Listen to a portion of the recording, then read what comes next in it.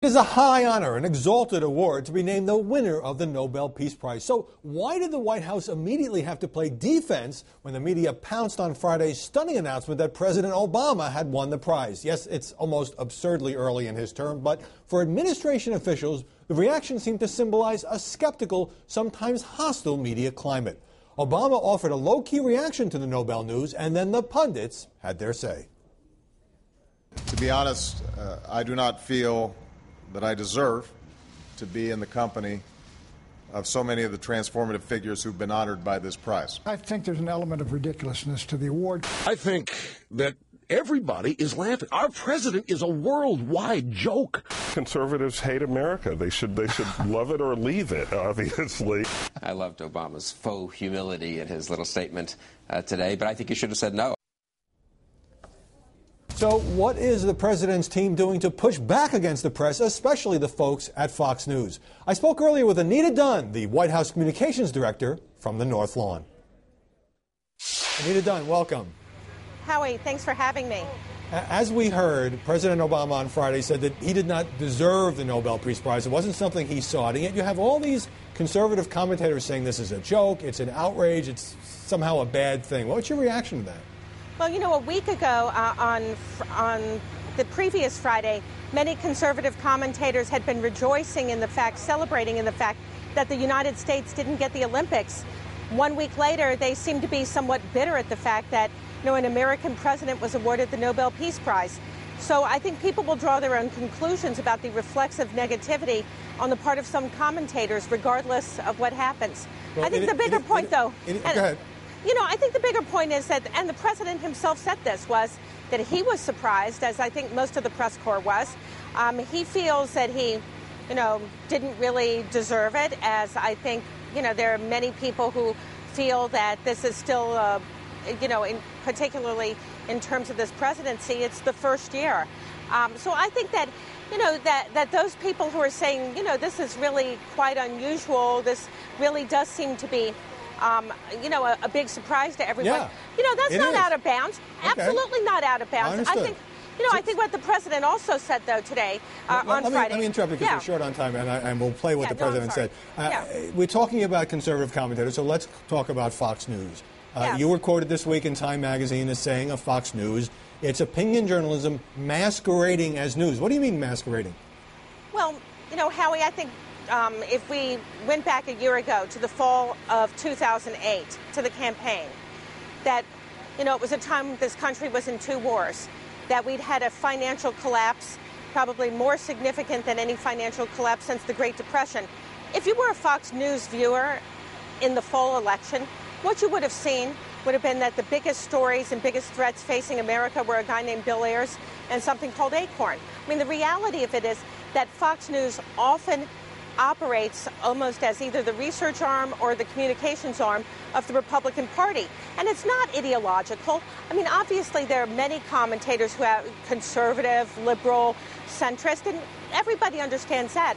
What I think is fair to say about Fox, and certainly the way we view it, is that it really is more a wing of the Republican Party.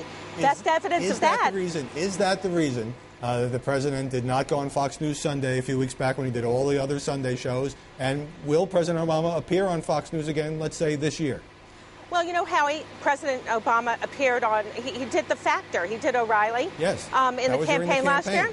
As president earlier this year when he met with news anchors. Okay, my question is, will he appear on Fox in the next couple of months? No, you had a two-part question. The first was, is this why he did not appear? And the answer is yes. Obviously, he'll go on Fox because he engages with ideological opponents, and he has done that before. He will do it again. I can't give you a date because, frankly, I can't give you dates for anybody else right now.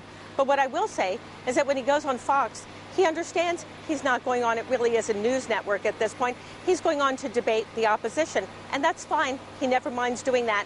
But if we put Fox in... On that point, I'm going to interrupt you because I want to read a statement from Fox Senior VP Michael Clemente, who says the following. We'll put it up on the screen. An increasing number of viewers are relying on Fox News for both news and opinion, and the average news consumer can certainly distinguish between the A section of the newspaper and the editorial page, which is what our programming represents. So with all due respect to anyone who might still be confused about the difference between news reporting and vibrant opinion, My suggestion would be to talk about the stories and the facts rather than attack the messenger, which over time has never worked. Your response?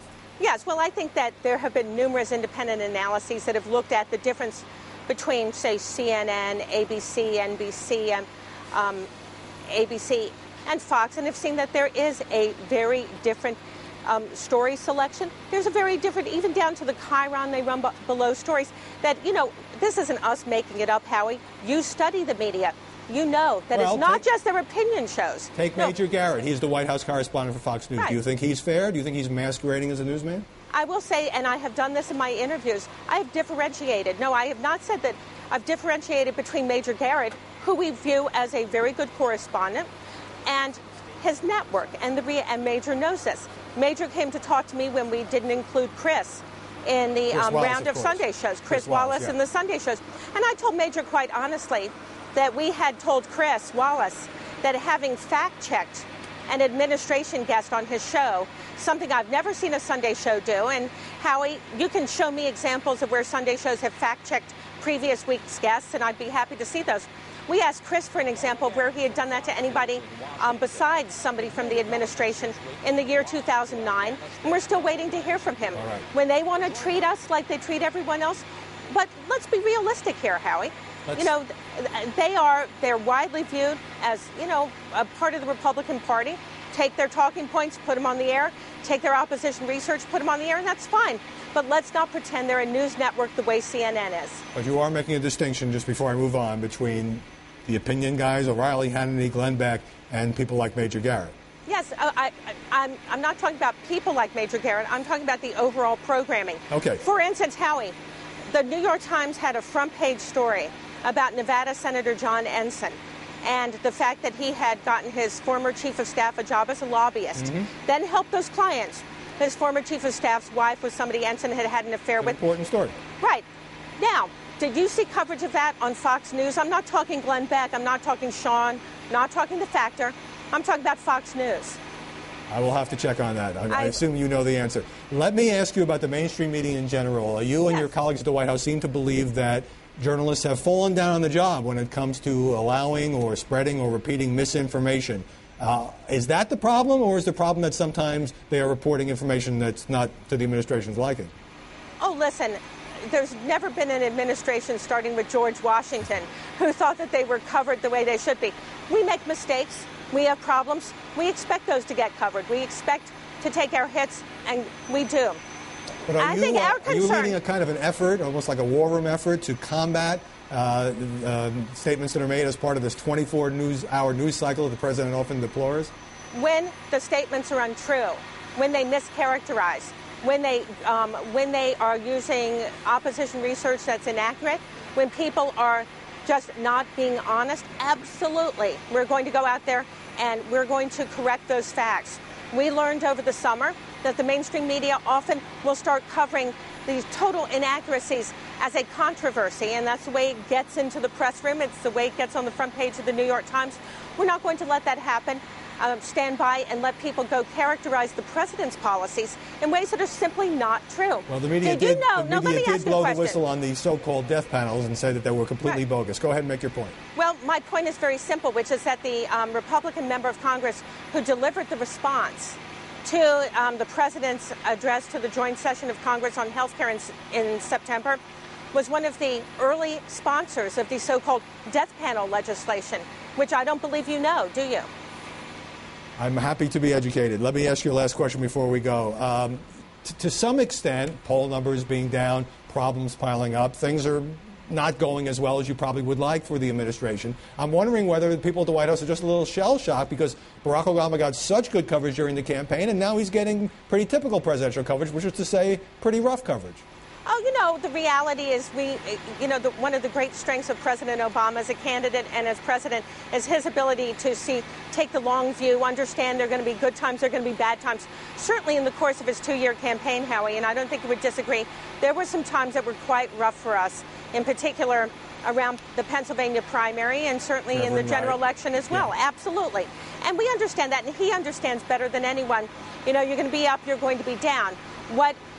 What is true, though, is that you do not have to be a passive bystander when your opponents are seeking not to have a debate on the issues, but simply to tear down the president and his presidency. And that's what we're not going to do. We will push back. All right, White House is not going to be passive. Anita Dunn, thank you very much for joining us from the lawn. Thank you, Howie. And we offered Fox News a chance to have somebody appear on this program. The network chose to give me the statement I read moments ago.